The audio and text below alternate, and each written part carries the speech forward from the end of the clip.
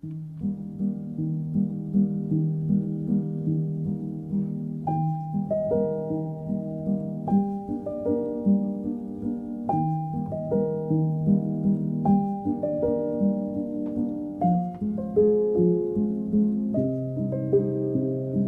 off. I mean, we've been doing it for a while now. It's been 2 years ago since the first log. About 2 years on the dot. So things take time, things progress. Sometimes it feels like you're not going to get anywhere, but if you keep persevering, one day it starts to click and things start to happen. And then you become a master like me.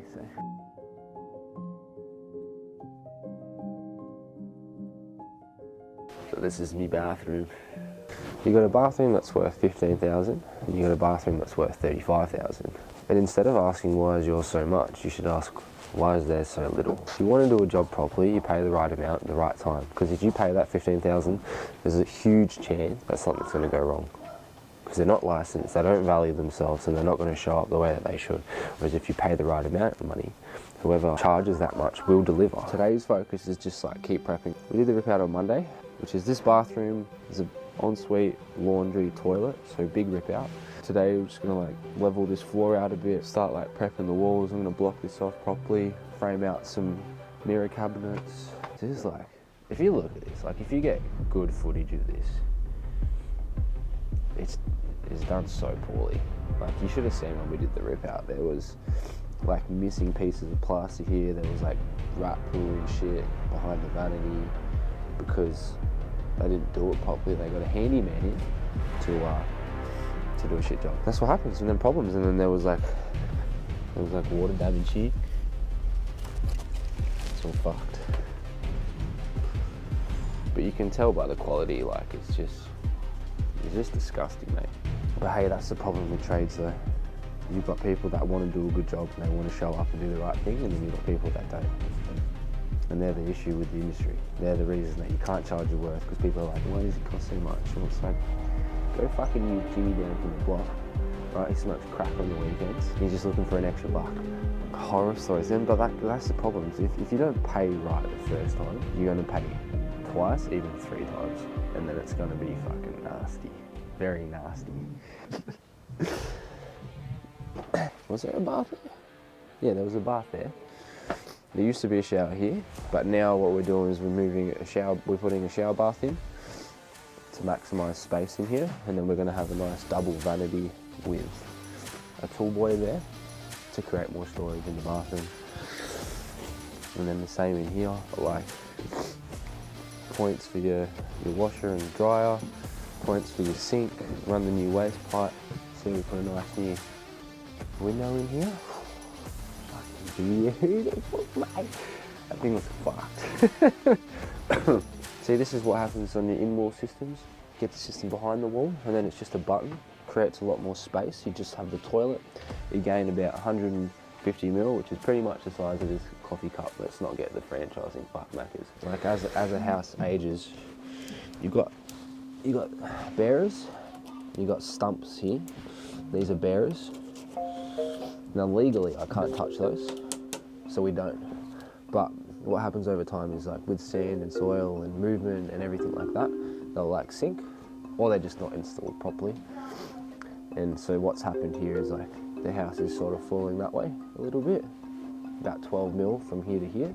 I have to level this out now, because if water gets out of the bath, you don't want it falling out that way. All these nail holes, so we've like taken out nails, but I've got a planer, right, and I'm going to plane it down this way. But if you hit a nail with your planer blade, fucks it, and then you have to go buy another one, and then you're at Bunnings, and then you buy more shit, and then you're like, fuck, that costs way too much. Because I played footy last weekend, and I was like, if they call again, if the footy team call again, I'm not gonna say yes.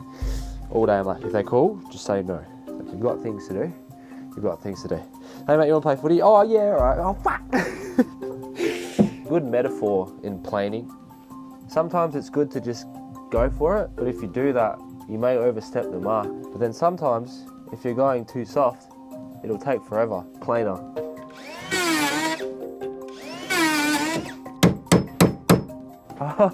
Whoa! That's disgusting. Ain't nothing but a mistake. Tell me why I never wanna hear you say. Look at that. Remember how I hit my hammer? Popped off. Good old fucking Bunnings. I think I'm gonna get 4. I don't know why, but I feel like 4 is the number. You know what you should do when you buy shitty Bunnings timber? You should always look at the line, see if it's straight. This one's pretty good. 2.4s you can't really go wrong with. Everyone's looking at us, Ken. Why is it?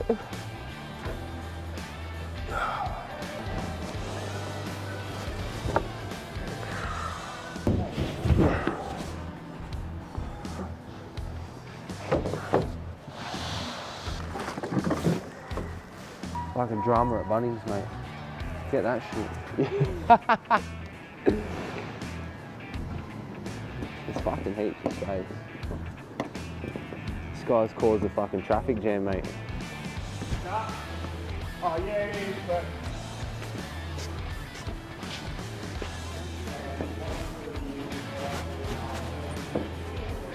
He's blocked the pathway at Bunnings, mate. You can't be doing that. The guy's probably taking a big shit, mate. And he's like, fuck those cunts. Gotta drop the kids off to the cave, mate.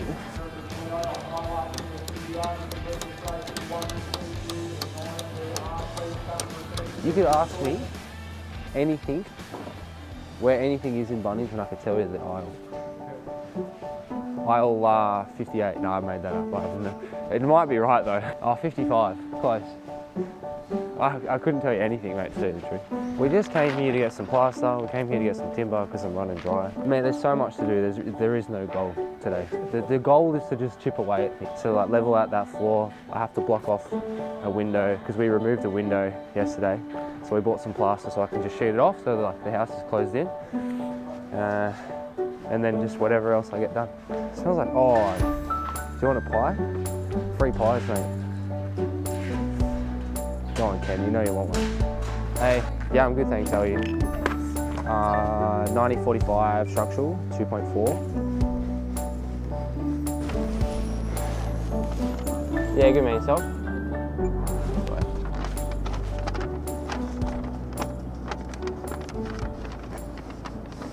I had a gay guy ask me for my number the other day. Ballsy, man. Like, I respect that, eh? Just like I was getting in the car, he's like, excuse me. I'm like, hey, bro. He's like, he was friends.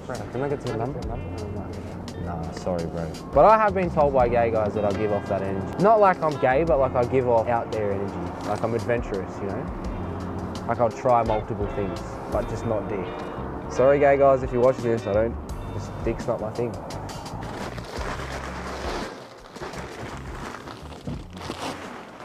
So there was a window there, and then we're doing like a wall-to-wall niche, and they're going to put a skylight in here for natural light. They're going to put it through one of the rafters. Yeah, it has to be the size.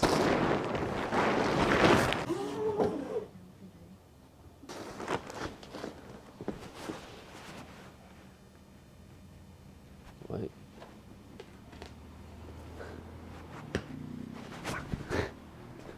Where's my...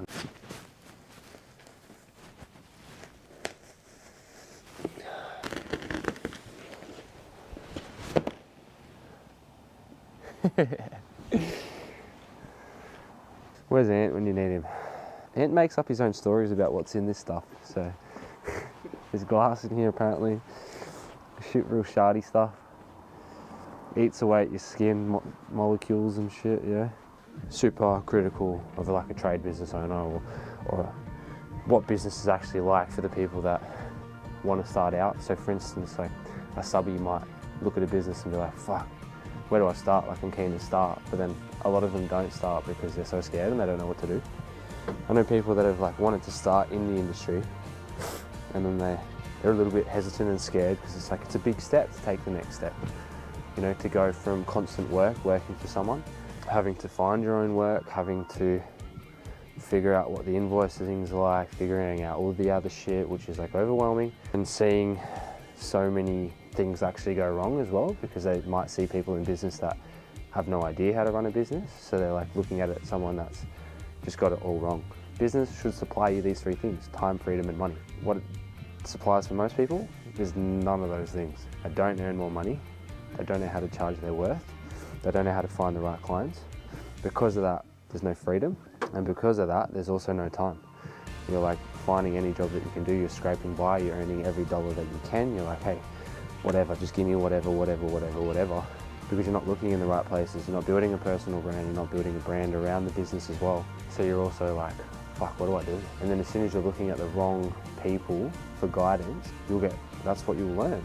That's what you'll learn, and a lot of tradies don't have the right idols. They only see people that are like either killing themselves, burning themselves out, so frustrated and stressed all the time. Yeah, they don't see, like there's not many tradies that have a lot of time, a lot of freedom. They might have money, but they don't have the other two. I'll go with this. I've just come here to do a few little things.